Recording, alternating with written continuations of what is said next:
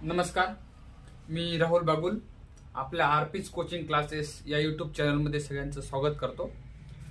काल आपण बेरीज वजाबाकी गुणाकार भागाकार या पॉइंटकडे लक्ष दिलं.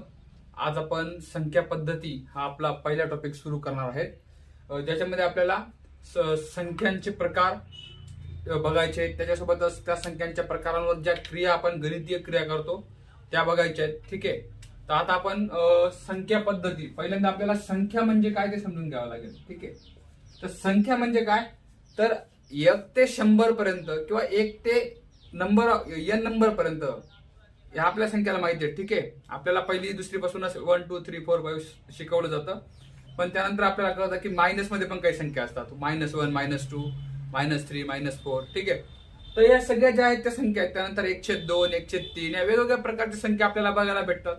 त्यानंतर समसंख्या, विषम संख्या हे सगळं आपल्याला आता बघायचं आहे, एका डायग्रामॅटिकल फॉर्म मध्ये आपल्याला बघायचं आहे. तर सर्वप्रथम आपण बघतोय की वास्तव संख्या काय, वास्तव संख्या आपल्याला माहिती आहेत, ज्याला आपण वास्तव संख्या आपल्याला सगळ्यांना माहिती आहेत, त्या म्हणजे की रिअल नंबर्स आपण त्यांना म्हणतो. ठीक आहे, रिअल नंबर्सचे 2 प्रकार पडतात. वास्तव संख्येचे 2 प्रकार पडतात. पहिला आहे परिमेय संख्या, ज्याला आपण रॅशनल नंबर म्हणतो. त्यानंतर दुसरा आहे तो अपरिमेय संख्या. अपरिमेय संख्या. आता आपल्याला काही ठिकाणी वेगळं शिकवलं जातं की त्याच्या आधी नैसर्गिक संख्या वगैरे असतात. ठीक आहे, पण जेवढ्या नैसर्गिक संख्या आहेत, जेवढ्या पूर्ण संख्या आहेत किंवा जेवढ्या पूर्णांक संख्या आहेत, तेवढ्या सगळ्या परिमेय संख्या असतात. म्हणून मी हे 2 वरती घेतले, सब टॉपिक सब हेड घेतले. ठीक आहे, वास्तव संख्या, नंतर परिमेय आणि अपरिमेय संख्या, या दोघांना इंग्लिशमध्ये rational number and irrational number असं आपण म्हणत असतो. ठीक आहे, तर बघा, परिमेय संख्या या आपण P/Q ह्या रूपामध्ये लिहू शकतो, किंवा त्यानंतर x y च्या रूपात लिहू शकतो, -x असू शकतो तो, म्हणजे x y p या सगळ्या कोणत्या संख्या आहेत, ह्या इंटिजर्स आहेत. इंटिजर्स म्हणजे काय, तर इंटिजर्स म्हणजे पूर्णांक संख्या पाहिजेत. त्या सगळ्या काय पाहिजेत, पूर्णांक संख्या पाहिजेत. ठीक आहे, तर उदाहरणाला बघू आपण, याचे उदाहरण हे एक्झाम्पल आहेत. ठीक आहे, याचं एक्झाम्पल बघा काय असू शकतं, 1/2, त्यानंतर 3 4 -3 या सगळ्या काय असतात, परिमेय संख्या आपण त्याला म्हणत असतो. ठीक आहे, तर परिमेय संख्यांचं जे आपल्याला रूप असतं ते आपण आता बघितलं. ठीक आहे, त्यानंतर दशांश रूपात असतात, काही अंशच्या रूपात असतात, ते आपल्याला याच्या पुढच्या टॉपिक मध्ये आपण क्रिया बघणार आहेत, कसं काय करायचं. ठीक आहे, त्यानंतर परिमेय संख्यांवर आपण आज पूर्णपणे परिमेय संख्यांवर फोकस करणार आहे. तर बघा, परिमेय संख्यांचा जो पहिला प्रकार असतो त्याला आपण म्हणत असतो पूर्णांक संख्या. ठीक आहे, कोणता काय म्हणतो आपण त्याला, पूर्णांक संख्या. असं संख्या ज्याला इंटिजर्स पण म्हणतात इंग्लिशमध्ये, इंग्लिश मीडियम साठी इंटिजर्स. ठीक आहे, ह्या संख्या कोणत्या असतात, मायनस अँड प्लस, म्हणजे मायनस संख्या पण असतात, प्लस संख्या पण असतात, त्यानंतर 0 पण या संख्यांमध्ये असतो. आपल्याला सगळ्यांना संख्या रेषा माहिती आहे, बरोबर. याच्या एक्झाम्पल मध्ये काय आहे, -3 -2 -1 0 1 2 3. इकडे n नंबर ऑफ संख्या असतील, इकडे पण n नंबर ऑफ संख्या असतील. या सगळ्या ज्या संख्या येतात त्यांना आपण काय म्हणतो, पूर्णांक संख्या असं म्हणतो. ठीक आहे, त्यानंतर येतात अपूर्णांक संख्या. ठीक आहे, काय येतात त्यानंतर अपूर्णांक संख्या येतात, त्यांना आपण फ्रॅक्शन्स म्हणतो. ठीक आहे, 2 नंबर काय असतं, पूर्णांक संख्या, त्याला इंग्लिश मध्ये काय म्हणतात, फ्रॅक्शन्स. आपण सगळ्यांनी फ्रॅक्शन्स नाव ऐकलंय, काय असतात, 1/2 2/3 4/5 हे बघितलं आपण सगळ्यांनी. एक्झाम्पल मध्ये काय असतं, 1/2 2/3 3/4 या सगळ्या प्रकारच्या संख्या असतात. या सगळ्या कोणत्या असतात, पूर्णांक संख्या असतात, अपूर्णांक संख्या असतात. ओके, त्यानंतर पुढचा प्रकार येतो होल नंबर्स, म्हणजे पूर्ण संख्या.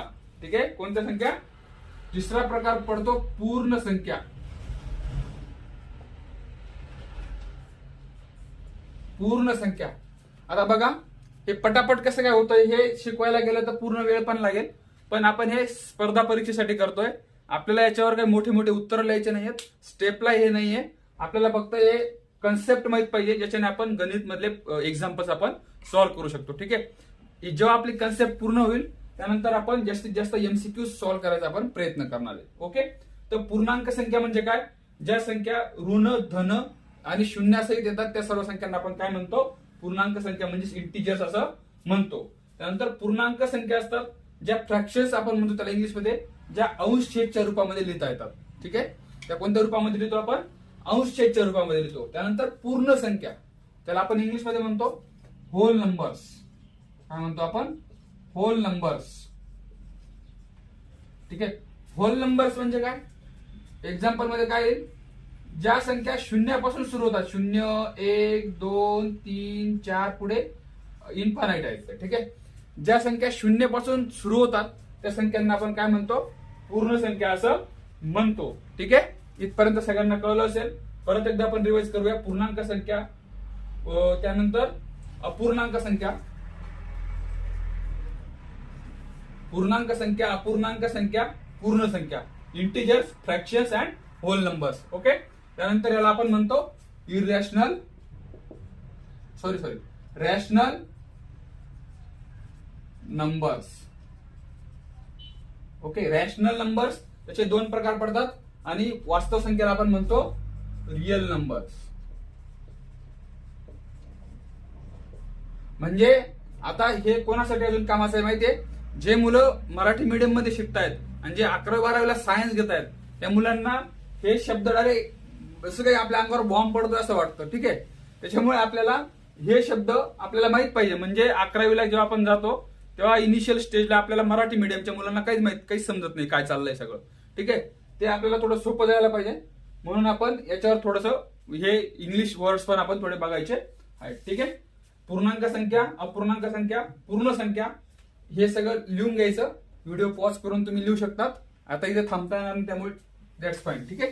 त्यानंतर चौथा प्रकार जो पडतो त्याला आपण नैसर्गिक संख्या असं म्हणतो. ठीक आहे. कोणता प्रकार आहे तो? नैसर्गिक संख्या. हे आपण प्रकार कोणत्या प्रकारची संख्या शिकतो आता? परिमेय संख्या, ज्याला आपण इंग्लिश नैसर्गिक संख्याला आपण म्हणतो नॅचरल नंबर्स. काय म्हणतो आपण त्याला? Natural numbers. ठीक आहे. ज्या संख्या एकापासून सुरू होतात. काय?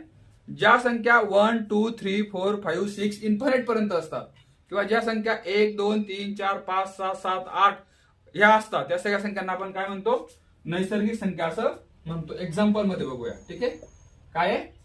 1 पासून सुरू होणाऱ्या सर्व संख्यांना नैसर्गिक संख्या असं म्हणतात. ते इन्फानाइटचं साइन आहे. ओके. क्लिअर आहे? इथपर्यंत काही डाऊट नसेल. सोपं आहे, खूप सोपं आहे. थोडा ऍडव्हान्स लेवलचा क्लास आहे हा. म्हणजे जसं की स्पर्धा परीक्षेसाठी मुलांना आणि बेसिक ज्यांना कळत नाही त्यांना पण याच्यात व्हिडिओ पॉज करून परत परत बघून तुम्हाला याच्यातलं नॉलेज आपण गेन करू शकतो. टॉपिक आपण समजून घेऊ शकतो. ठीक आहे. त्यानंतर नैसर्गिक संख्यांचे काही प्रकार पडतात. ठीक आहे. नैसर्गिक संख्यांचे काही प्रकार पडतात. त्यात पहिला प्रकार जो आहे त्याला आपण म्हणतो समसंख्या. सगळ्यांनी नाव ऐकलं असेल, समसंख्या. त्याला आपण काय म्हणतो इंग्लिशमध्ये? Even numbers. काय म्हणतो आपण त्याला? Even numbers. ठीक आहे. इवन नंबर्स म्हणजे काय? समसंख्या. ज्या संख्यांना 2 ने भाग जातो किंवा ज्या संख्यांच्या एकक स्थानी म्हणजे ज्या संख्यांचं शेवटचं डिजिट हे काय असतं? 2 असतं. 2, 4, 6, 8 म्हणजे 0, 2, 4, 6, 8 यापैकी कोणतंही एक डिजिट असतं, एक अंक असतो. त्या संख्यांना आपण समसंख्या असं म्हणतो. म्हणजे ज्या संख्यांच्या एकक स्थानी 0, 2, 4, 6, 8 यापैकी कोणताही एक अंक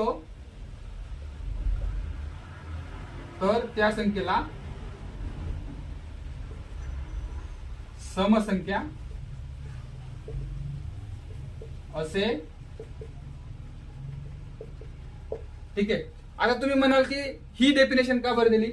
ज्या संख्येला 2 ने भाग जातो त्या संख्येला समसंख्या म्हणतात असं पण आपण म्हणू शकलो असतो.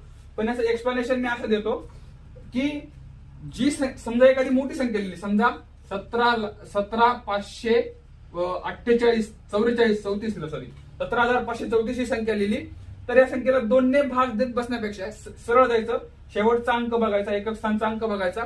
जर तो 4 असेल किंवा 0, 2, 4, 6, 8 यापैकी कोणताही एक अंक असेल तर लक्षात घ्यायचं ही संख्या कोणती आहे, समसंख्या आहे. ठीक आहे, जास्त काही डोकं लावत बसायचं नाही.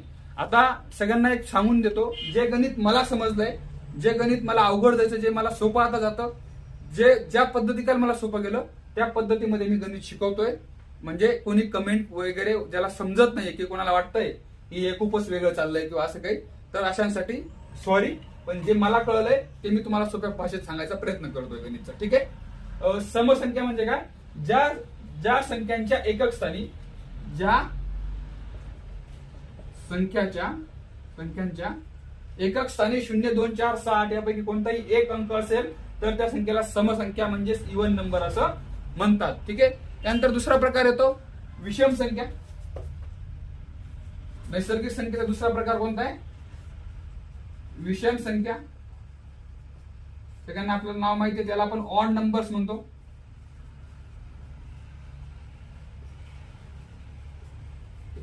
काय म्हणतो आपण याला, ऑड नंबर्स म्हणतो.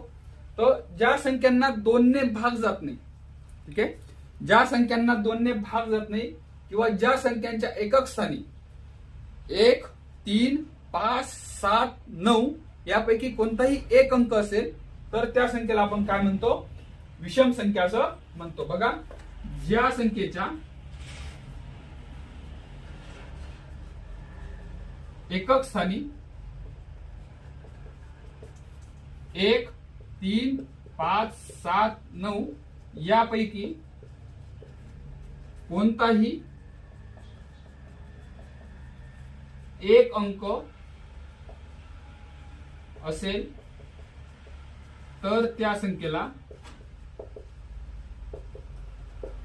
विषम संख्या असे म्हणतात. फॉर एक्झाम्पल 15, 153, 1429, 15,733 या सगळ्या ज्या संख्या आहेत त्या काय आहेत, विषम संख्या आहेत. ज्या संख्येच्या एकक स्थानी 1, 3, 5, 7, 9 या 5 अंकांपैकी कोणताही एक अंक आल्यास त्या संख्येला आपण काय म्हणतो, विषम संख्या असं म्हणतो. ओके, विषम संख्या झाल्या, समसंख्या झाल्या. हा, या ठिकाणी समसंख्यांचे उदाहरण एक्झाम्पल्स द्यायचे झाले. फॉर एक्झाम्पल 2, 24, 148, 200, 512, 14,730 या सगळ्या संख्या कोणत्या असतील, समसंख्या असतील. ओके, इथपर्यंत क्लिअर आहे.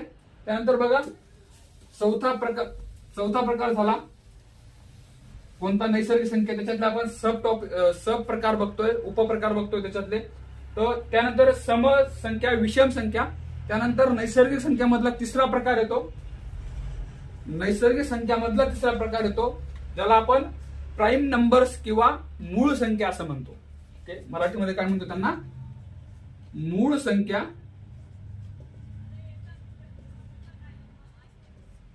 म्हणजे काय, प्राईम नंबर्स.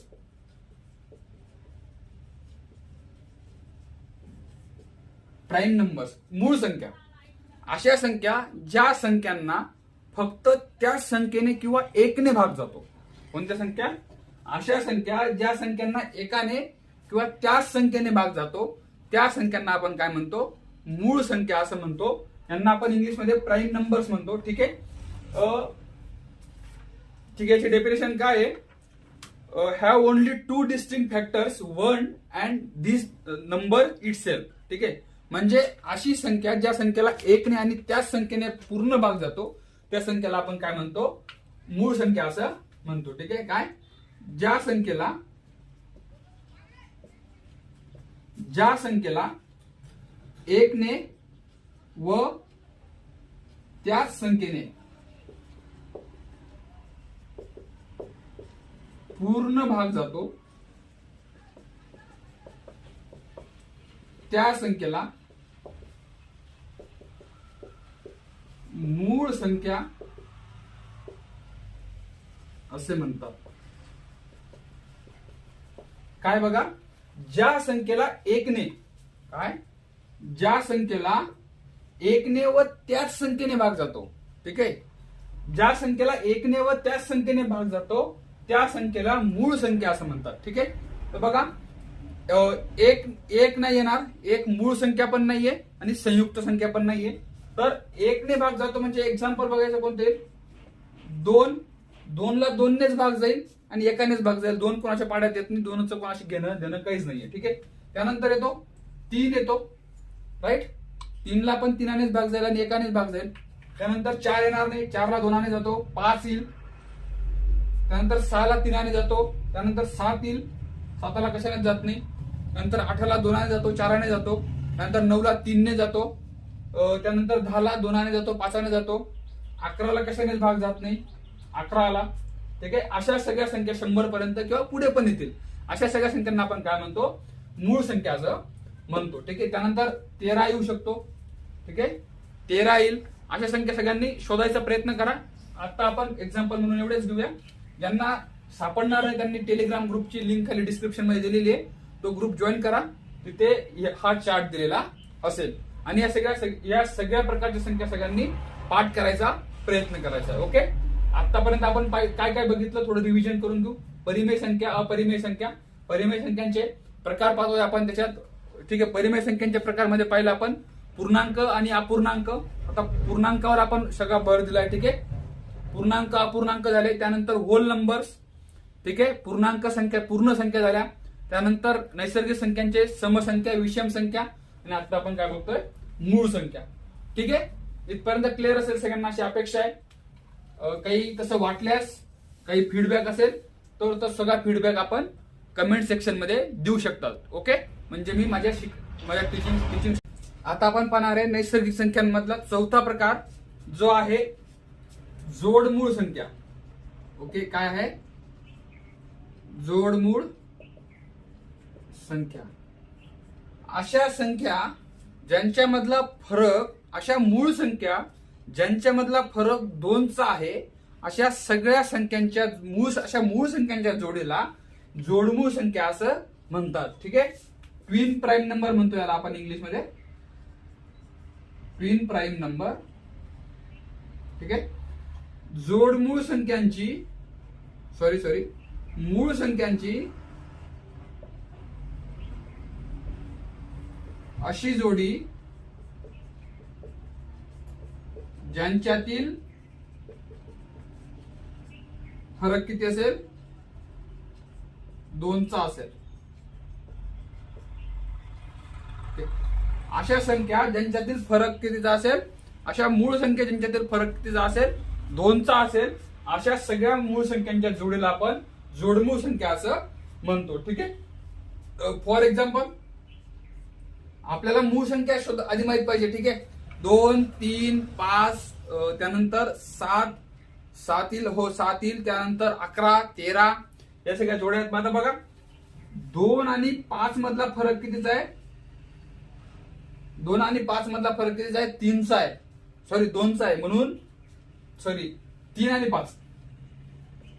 3 आणि 5 मधला फरक कितीचा आहे, 2चा आहे. त्यानंतर काय येईल, 5 आणि 7 येईल. त्यानंतर 11 आणि 13 येईल. अशा सगळ्या 100 पर्यंत जोड्या आहेत, त्या आपल्याला शोधायच्या आहेत. त्या 8 जोड्या आहेत. ठीक आहे, त्यानंतर पुढचा प्रकार येतो, त्यानंतर नैसर्गिक संख्यांचा पाचवा प्रकार येतो. पाचवा प्रकार येतो समूळ संख्या, संयुक्त संख्या, ज्यांना आपण काय म्हणतो, कंपोजिट नंबर्स. ज्या संख्यांचा विभाजक 2 पेक्षा जास्त असतात किंवा 2 असतात, म्हणजे समजा किंवा ज्या संख्या मूळ संख्या नाही त्या सगळ्या संख्यांना आपण काय म्हणतो, संयुक्त संख्या असं म्हणतो. मूळ संख्या सोडून सगळ्या संख्या ज्या आहेत त्या कोणत्या आहेत, संयुक्त संख्या आहेत.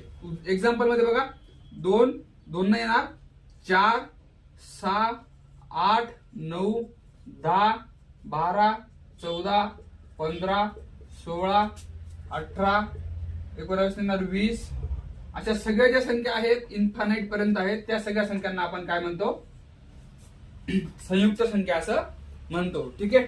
तर आता बघा एक गोष्ट लक्षात घ्या. आता आपण पाहिलं मूळ संख्या, त्यानंतर आहेत संयुक्त संख्या. तर बघा 1 ते 100 मध्ये मूळ संख्या ज्या आहेत त्या किती आहेत माहितीये, तर त्या 25 आहेत. आणि संयुक्त संख्या ज्या आहेत 1 ते 100 मध्ये त्या किती आहेत, तर 74 आहेत.